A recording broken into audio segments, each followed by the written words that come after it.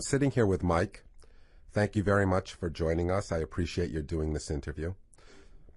Could you share what was going on with you when you first came into the program, what the problems were that you were experiencing, why you wanted to come here?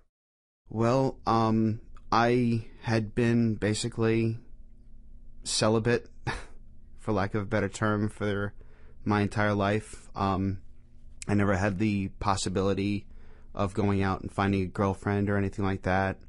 I was actually seeing a girl kind of at work, although I don't think she was seeing me. So it was more of an imagined relationship. It was a friendship more than anything else. But that's basically where I was, and I was just petrified of going out and finding a real relationship. So are you saying that the primary concern when you came in originally was because of issues with the opposite sex? Absolutely, yes. Was there other anxiety present?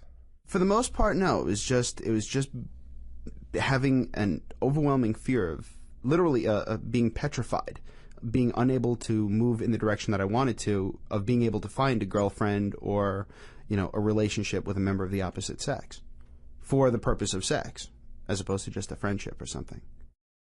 Where are you at currently? I'm better.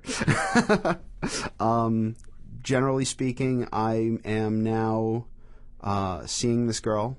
I'm also more able to go out and, speak with other people in, let's say, a club situation, being able to actually let loose a little bit more and just socialize with people, hang out with people. I remember when I first met you, your anxiety was fairly substantial. I mean, you had a lot going for you, obviously, a good job, a lot of skills, making good money. Could you elaborate? Could you describe the way that the thinking, the anxiety, the fear was impacting you that kept you so socially avoidant at the beginning? I figured I had a pretty good job. I had a pretty interesting job. So I always figured that I could use that to find somebody. I work in television, so one of my fantasies would be I'll go out and buy a camera and, a $20,000 camera, and I can go somewhere and just hold that on my shoulder, and people would just approach me to, want to get with me or something like that. And that was just basically the way I went about doing things. It was a really convoluted way of thinking. I mean, I always knew I had a pretty good job. What was your mood like when you first came in? Your mood and your feelings of self-esteem?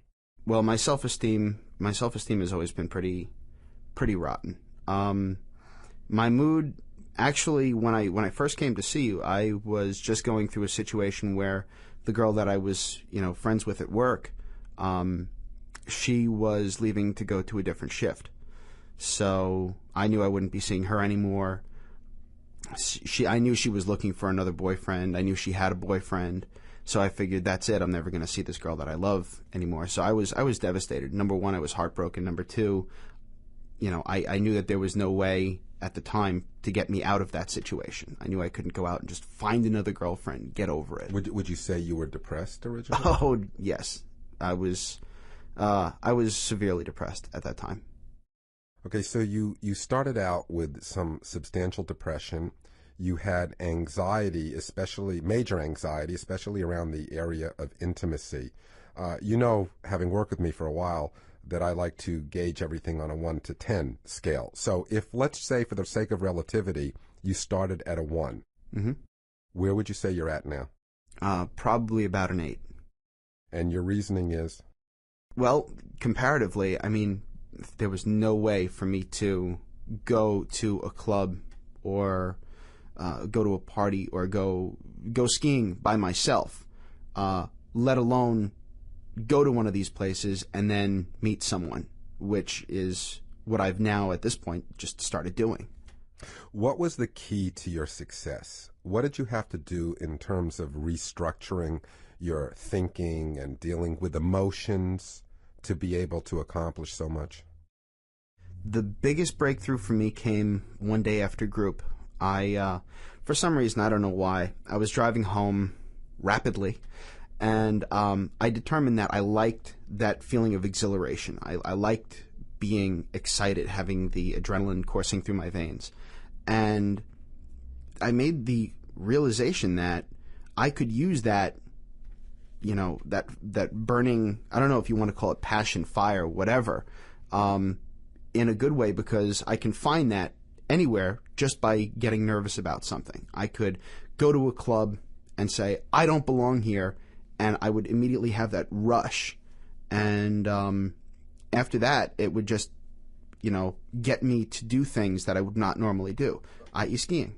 Okay, but the rush that you're referring to was adrenaline. Yes. And the adrenaline, the excess adrenaline, is the root of panic, which is part of the thing that you were originally suffering from. How did you turn, because I remember you're telling me directly once in session, how did you turn the panic, the worry, the anxiety into positive and productive energy? It was conscious thought. It was just saying, I like this feeling, and let me go out and find it. Let me find what makes me feel this way. And I think in doing that, I don't like to use the term I got practice, but that's what it was. I got to go out and I got to do. Okay, now I have a tough question for you. I would imagine that to have resolved the issue of the anxiety in general, and specifically the intimacy issue, you had to confront emotions of potential embarrassment, shame, fear of rejection. What was that like? How did you do it? I mean, there were some calculated moves on my part. The girl, in the past, I was always looking for, tens, perfect tens, to go out with. What I did was I lowered my standards a little bit, and I said, you know what, maybe I'll go out with a 5, which is what I'm doing now. What ended up happening was I said to myself, look, she's not going to judge me for me being me. Because I know who I am, and I know who she is, and I know that if I can do it with her, I can do it with someone else who is maybe a 6 or a 7 or an 8 or a 9 or a 10. So like that, I said to myself, okay, I'm still going to be nervous about, things like, what is she going to think of me naked? But her caring about it meant less to me, or how, what she thought about it meant less to me.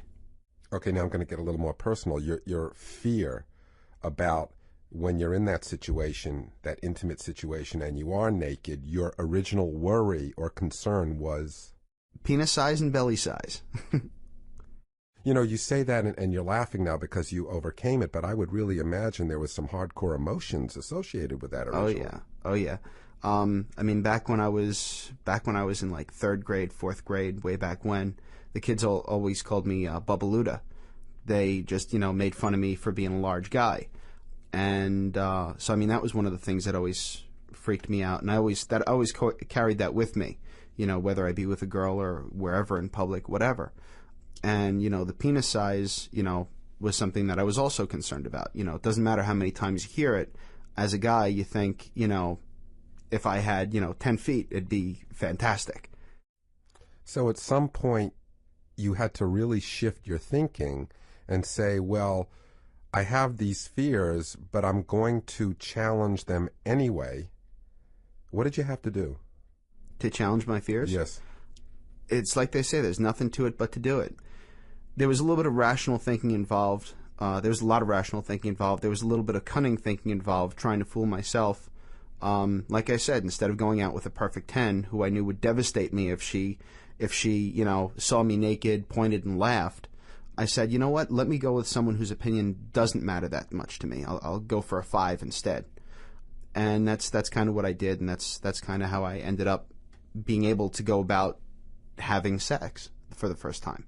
And after that, 2nd time, 3rd time, it's all easier. It's all downhill from there. Now, can you imagine what it would be like presently if you did not resolve this problem?